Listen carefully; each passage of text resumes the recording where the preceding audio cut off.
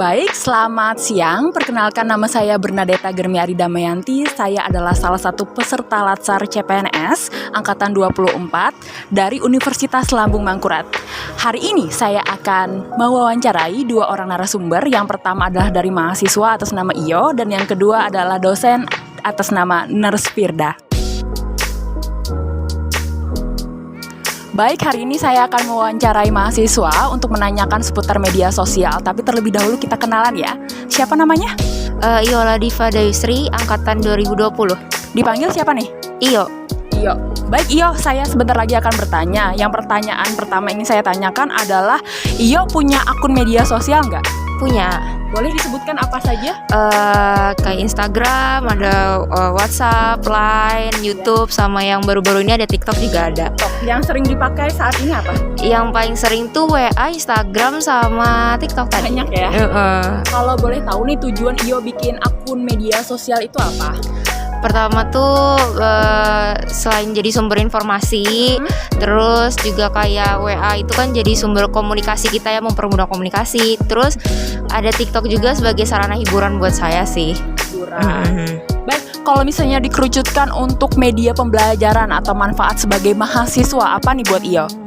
Sebagai mahasiswa, sosial media sebagai bahan pembelajaran itu banyak ya, selain kayak terupdate gitu tentang informasi tentang belajar, terus kayak ada kayak kuis-kuis ataupun media yang lebih menarik bentuknya video, jadi kita tuh mempermudah mahasiswa lebih paham dan kayak suasana baru aja gitu kalau di sosial media. Medianya lebih menarik sih kalau dia lebih menarik. Nah, itu tadi mungkin bisa masuk kategori dampak positif ya dari media sosial. Sekarang ada dampak negatif nggak yang Iyo rasakan menggunakan media sosial? Tentu ada ya. Kalau misalnya pertama itu kayak bisa menghabiskan banyak waktu gitu kalau nggak kekontrol. Terus juga kayak ada berita-berita yang kayak hoax, terus kadang kita juga ngelihat cyberbullying gitu. Itu sih yang paling sering dilihat. Baik. Sekarang yang ingin saya tanyakan, kalau misalnya nih dapat hoax, cyberbullying seperti itu, biasanya solusi yang diberikan oleh Iyo tuh seperti apa tuh?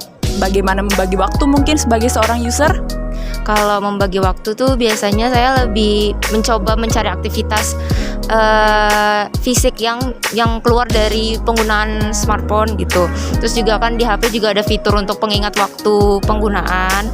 Terus juga ada kalau misalnya untuk hoax, biasanya difilter dulu, nggak diterima dulu mentah-mentah, nggak disebarluaskan dulu. Kita cari validasinya dulu dari internet ataupun sumber-sumber terpercaya gitu. Baru kalau ternyata benar kita share. Tapi kalau misalnya itu memang nggak benar, coba kita benarkan. Misalnya kalau di grup gitu kita lampirkan juga berita-berita yang benar gitu. Baik, kita kembali lagi ya. Tadi kan katanya men-share atau membagikan. Pernah nggak sih untuk tugas mahasiswa atau media pembelajaran, Iyo tuh pernah membagikan nggak sih poster-poster yang bersifat edukasi, dan apa itu termasuk manfaat sebagai seorang mahasiswa ya? Pastinya pernah ya, apalagi tugas-tugas di awal semester sampai semester sekarang pun kita sering buat poster sebagai media edukasi. Terus kita share di sosial media masing-masing dan berharapnya masyarakat, teman-teman sekitar tuh bisa melihat dan menambah ilmu dari poster yang kita share tadi. Terima kasih Iyo atas waktunya. Mungkin demikian yang bisa saya tanyakan untuk Iyo. Semoga informasi ini bermanfaat. Baik, hari ini saya akan mewawancarai seorang dosen keperawatan Departemen Maternitas. Dan langsung saja kita mulai pertanyaannya seputar media sosial. Boleh perkenalan dulu, siapa nama lengkapnya? Baik, Assalamualaikum warahmatullahi wabarakatuh. Perkenalkan, saya Firda dari Keperawatan Maternitas Universitas Lambung Mangkurat. Dipanggil siapa nih? Nurse Firda aja. Nurse Firda. Baik Nurse Firda, saya akan menanyakan tentang media sosial nih Nurse. Nah, Nurse Firda ini punya media sosial enggak ya? Ya, punya. Yang sering dipakai apa saja nih Nurse? Yang sering dipakai mungkin WhatsApp, kemudian IG, YouTube, seperti itulah. Ya. Telegram ya. Telegram juga ya. Yeah. Baik. Tujuan membuat media sosial itu apa saja, Nurse? Oke, tujuannya itu lebih ke untuk mendapatkan informasi ya dari rekan kerja, kemudian dari mahasiswa untuk berkomunikasi, terus kita bisa membuat media pembelajaran, dimasukkan YouTube, ya dimasukkan YouTube, kemudian dimasukkan di IG. Kita bisa membuat poster-poster seperti itu agar followers kita ya bisa melihat, membacanya seperti itu. Edukasi ke masyarakat seperti itu ya Nurse ya. Baik, itu bisa masuk kategori dampak positif dari media sosial. Tapi apakah Nurse Firda ini melihat ada juga dampak negatif dari media sosial itu Nurse? Ada. Apa saja Iya. kalau boleh tahu, Nurse? Oke, dampak negatifnya dari media sosial ini mungkin kalau ada kabar hoax ya atau cyberbullying seperti itu, kemungkinan kalau kabar hoax nih lebih ke kayak isu-isu yang nggak valid, ada seperti itu sih. Kalau ada isu atau hoax seperti itu biasanya solusinya seperti apa nih dari Nurse Firda? Cara menangkalnya itu seperti apa? Oke, itu dari diri kita sendiri ya yang pertama. Kemudian yang kedua, kita bisa memfilter atau membatasi pencarian kita atau searching kita.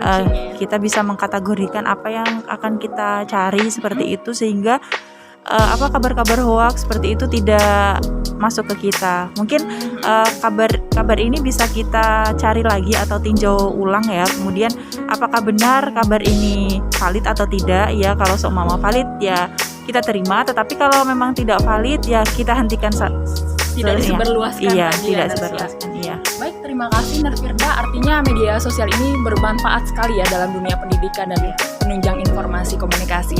Demikian wawancara dari saya, terima kasih. Dari Iyo dan Nurse Firda, kita mengetahui bahwa media sosial memiliki banyak sekali manfaat, salah satunya sebagai media pembelajaran. Baik mahasiswa ataupun dosen dapat secara aktif, inovatif, dan berkreasi secara mandiri untuk dapat menggunakan media sosial, seperti contohnya saja Instagram. Kita dapat mengupload atau mengunggah poster edukasi, promosi kesehatan, dan informasi mengenai keperawatan di feed Instagram sehingga masyarakat secara luas dapat mengetahui manfaat kesehatan secara cepat. Tapi yang perlu kita ingat, media sosial juga memiliki dampak negatif. Salah satunya banyak informasi yang tidak valid seperti hoax. Nah, maka diperlukan untuk kita semua lebih bijak menggunakan media sosial dan dapat memfilter mana valid tidak validnya suatu informasi. Mari bijak bermedia sosial. Terima kasih.